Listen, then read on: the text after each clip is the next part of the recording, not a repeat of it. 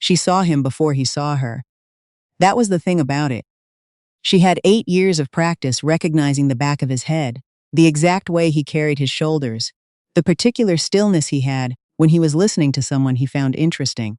So when the elevator doors opened on the 14th floor of Meridian Capital Group's Atlanta offices, and Daphne caught a glimpse of him through the glass partition of the main conference room, her body knew before her mind caught up. She stopped walking. A group of senior executives surrounded him, laughing at something he'd said, and he had that expression she'd memorized a long time ago, the one where his face was warm but his eyes were calm, like he was somewhere slightly above the noise.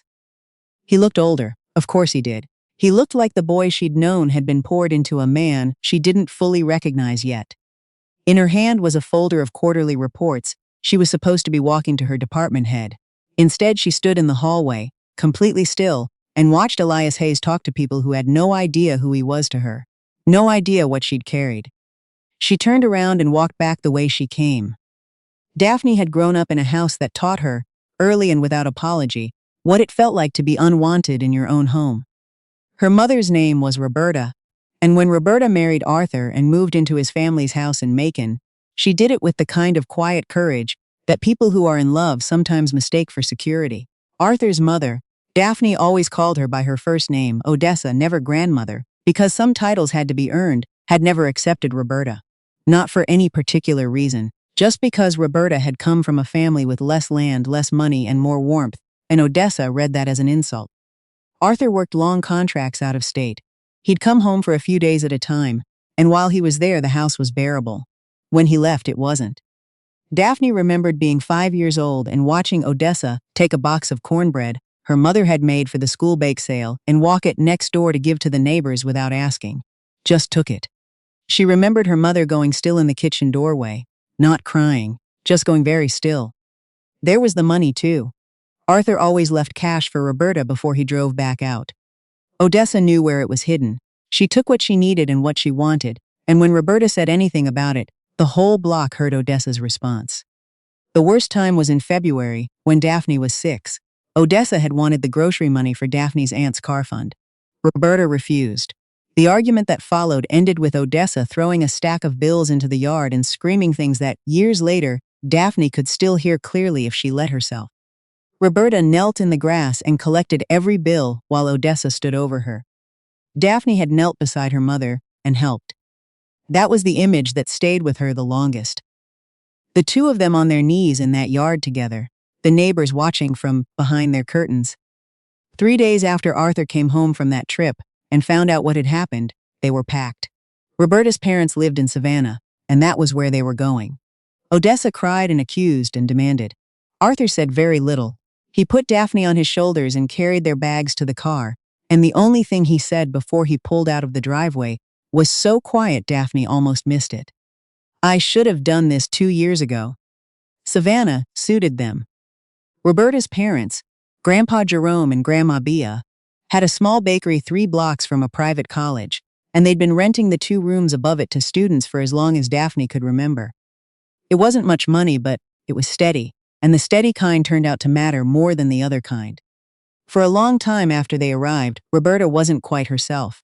She had good days and hard ones, and on the hard ones she mostly sat near the window with a cup of coffee that went cold before she'd taken 3 sips. Arthur had found work in Savannah and came home every evening, which was new enough from their old life that it felt, for a while, like they were living in someone else's story, a better one. Daphne grew up fast in that house, the way kids do when they've seen their parents struggle. She helped at the bakery before school. She walked home alone. She did most things alone, and she didn't particularly mind it until she was old enough to notice that she minded it very much. She was 14 when the room above the bakery opened up. His name was Elias. He was a junior at the college, 21, from Columbus. On a partial scholarship he supplemented by working late shifts at a copy center across town. Jerome vetted all prospective tenants personally. He said afterward that Elias had looked him straight in the eye when they shook hands, which was apparently the thing Jerome cared about most. Elias moved in on a Saturday. By Sunday morning he'd swept the entire outside stairwell without being asked. Grandma Bea watched him from the kitchen window and pressed her lips together, in that way that meant she was moved by something she wasn't going to say out loud. Daphne noticed him the way she noticed everything a little out of the ordinary, quietly, from a distance, cataloging details. He ate instant noodles alone in his room most nights, because the bakery was beyond his budget, and he was too proud to ask for anything. Bia solved that by sending Daphne upstairs with leftovers that were never actually leftovers. The first time, Daphne stood at his door holding a foil-wrapped plate and feeling embarrassed about the lie she was supposed to tell. He looked at her. She looked at him. She said, "My grandma says we made too much." He said, "Please tell her thank you." And that was that.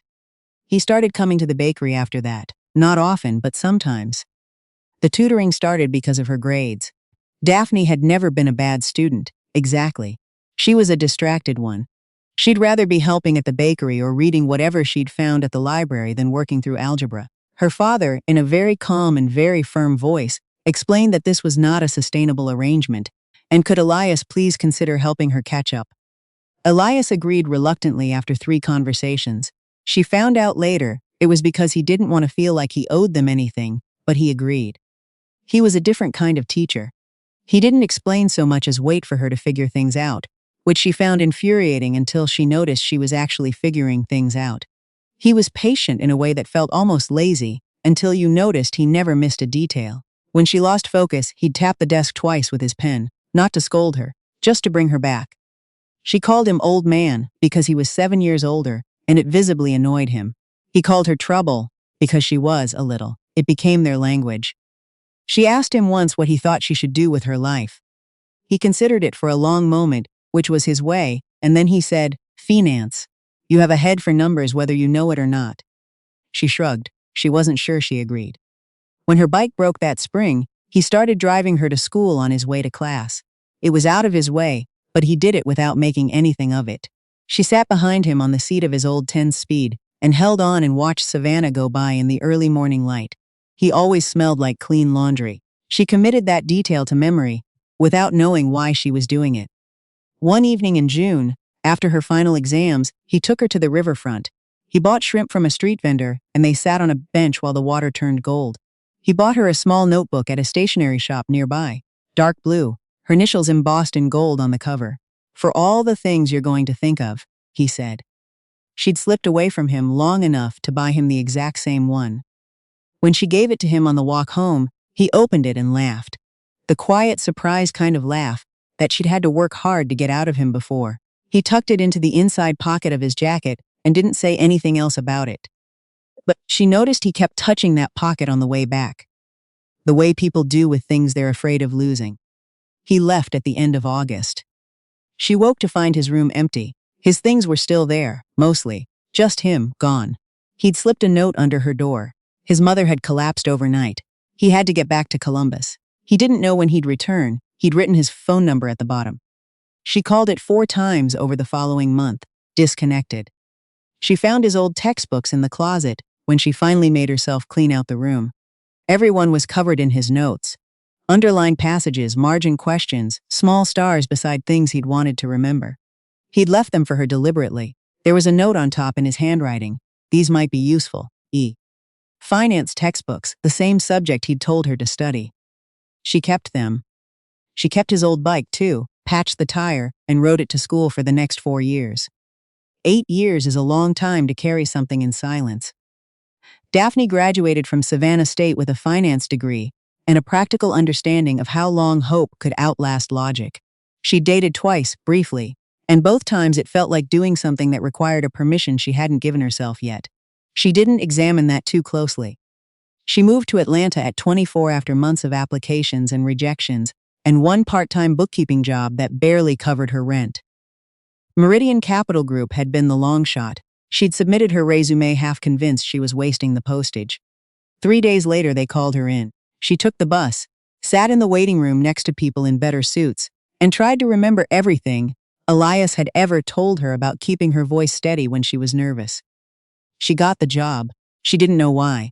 Her new department head, a woman named Cynthia, who had the kind of practical efficiency Daphne immediately admired, told her to start Monday and didn't offer any further explanation. The first 3 months were busy and good. She was careful and quick, and people noticed. A coworker named Audrey had taken her to lunch on her second day and made her feel.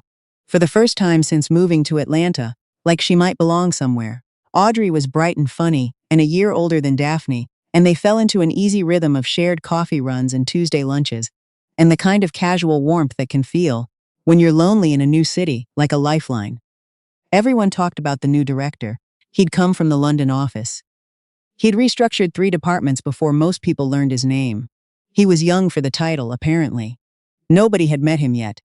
The morning of Daphne's first major presentation, she was so focused on her materials that she didn't notice who had walked into the conference room until she looked up to begin.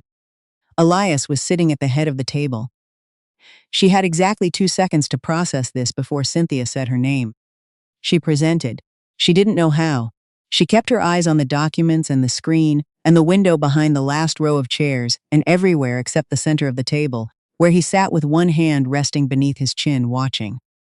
When she finished, the room moved on to discussion. She sat back down and heard nothing for the next 40 minutes.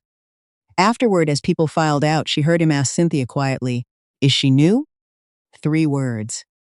She went to the bathroom and stood at the sink with the water running cold and breathed through it until her hands stopped shaking. A woman named Genevieve appeared at the office, 6 weeks later like weather that hadn't been forecast. She arrived mid-Tuesday, heels loud on the tile, looking for Elias by first name as though she owned the building. When nobody answered fast enough, she swept the nearest desk clear. It was Daphne's desk. Papers everywhere. Daphne stood up. She didn't raise her voice. She didn't need to. She looked at Genevieve and said, with the kind of calm that surprised even herself, "If you tell me which department you're looking for, someone here can help you. Otherwise, I'm going to need you to pick up those papers." The office went quiet. Genevieve informed her with considerable heat that she was the director's fiancée and that Daphne would regret this conversation. Daphne held her gaze. "The papers, please." Genevieve left without picking them up, but she was noticeably quieter when she came back.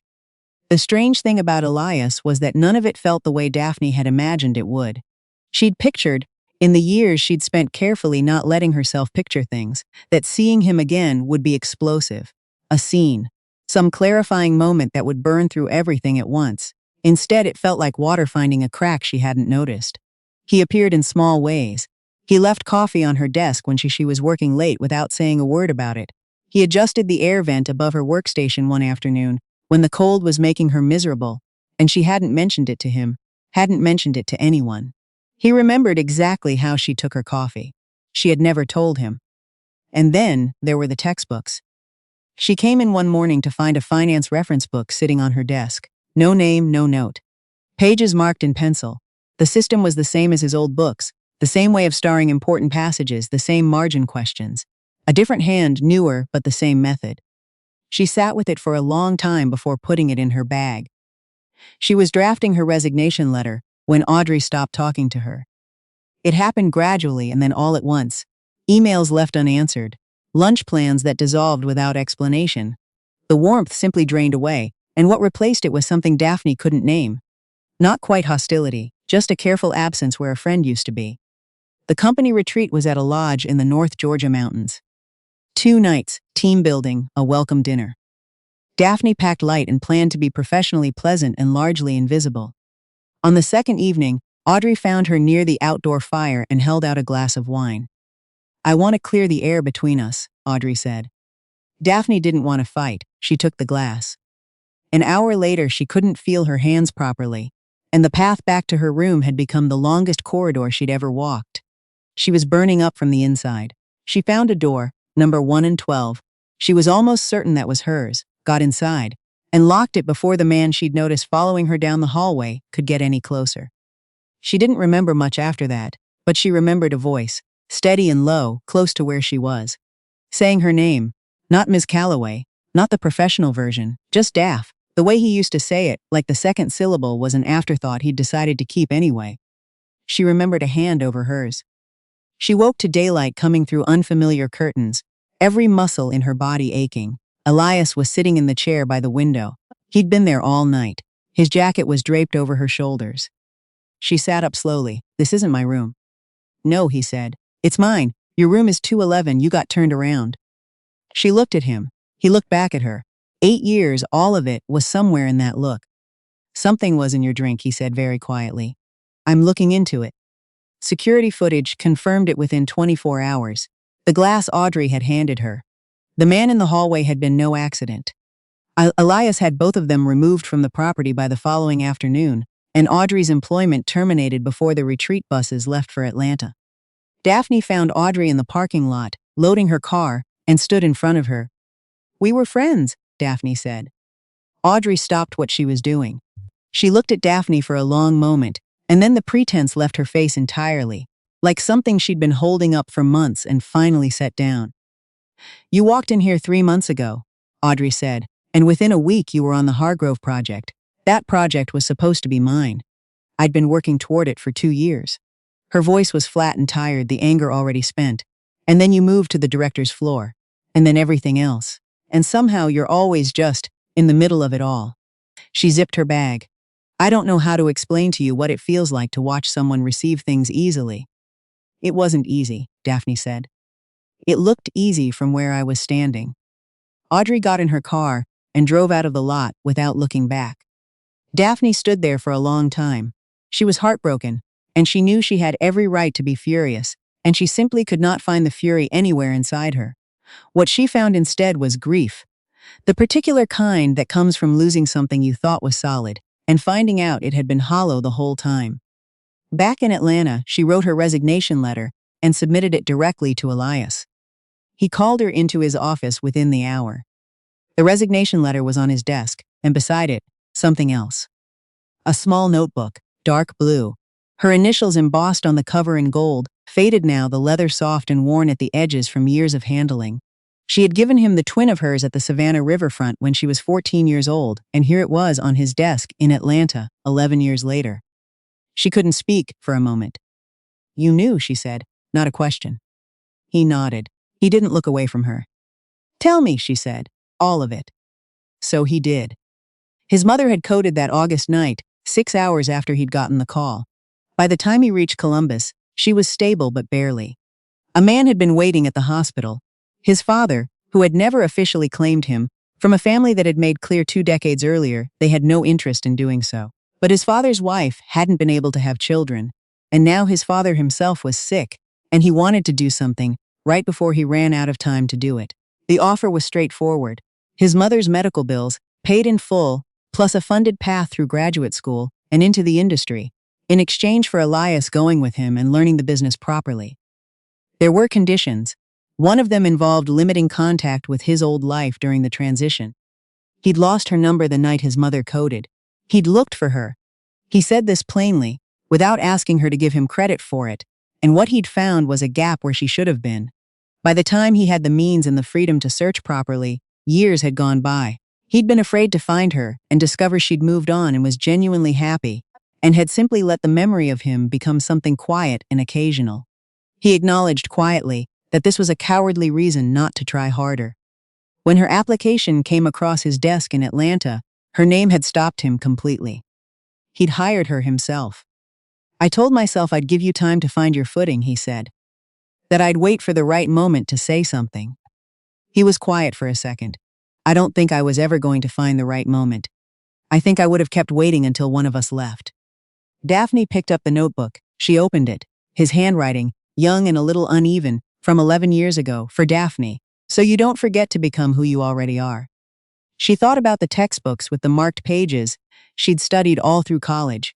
His old bike in her parents' garage, still there the last time she'd checked. The way she'd sat in the campus library reading finance chapters, sometimes feeling, irrationally, she'd always told herself, like she was having a conversation with someone who couldn't hear her. "You could have just said hello," she said. "I know. First day, conference room. You looked right at me. You could have said my name." "I know." It cost him something to say it, and he didn't try to hide that. "I was afraid of what your face was going to do. I was afraid you'd look at me like someone from a long time ago. Friendly, a little distant, the way people look at something they've already made peace with." He met her eyes. "I don't think I could have survived that look from you." She set the notebook down on his desk very carefully. "I rode your bike to school for 4 years," she said. "I kept every textbook you left me. I studied finance because you told me to, and I used the notebook you gave me until it fell apart at the spine." She was not going to cry in this office. She had decided that firmly. I turned down two people who were genuinely good to me because I couldn't figure out how to feel something that wasn't this. And it took me a very long time to understand why I couldn't. She looked at him directly. So when you say you were afraid of my face, Elias, my face has had exactly one expression about you for 8 years. You just weren't there to see it. The silence in the room was very complete. He came around the desk and held her, unhurried and without ceremony, like someone who had been practicing the shape of it for a long time, and was finally putting it somewhere real. Genevieve, it turned out, had never been formally anything. Elias's father had made an introduction years earlier, and Genevieve had made whatever decisions she'd made from there on her own. Elias had been declining that particular reality for some time. His father, when Daphne eventually met him, was apologetic in the quiet way of men who know they've run out of room for louder gestures. He was grateful to Elias. He was trying, in the way that very late attempts sometimes look, incomplete but sincere. Daphne didn't resign. She transferred to a different role, and it suited her better than the original one had, which felt, in some small way, like things arranging themselves honestly at last. In October, they drove down to Savannah for a weekend. Grandpa Jerome answered the door and didn't say anything for a long moment. Then he took Elias's hand in both of his and held it, the way very old men sometimes do when they mean something they don't have words for anymore. Grandma Bea cried almost immediately, which she would deny for the next several years. Arthur shook Elias's hand and looked at him steadily, in that assessing way fathers have when they're determining whether someone has been worth what their child spent on them. He must have found what he was looking for, because he clapped him on the shoulder and told him to sit down and eat before the food got cold. Roberta was more careful.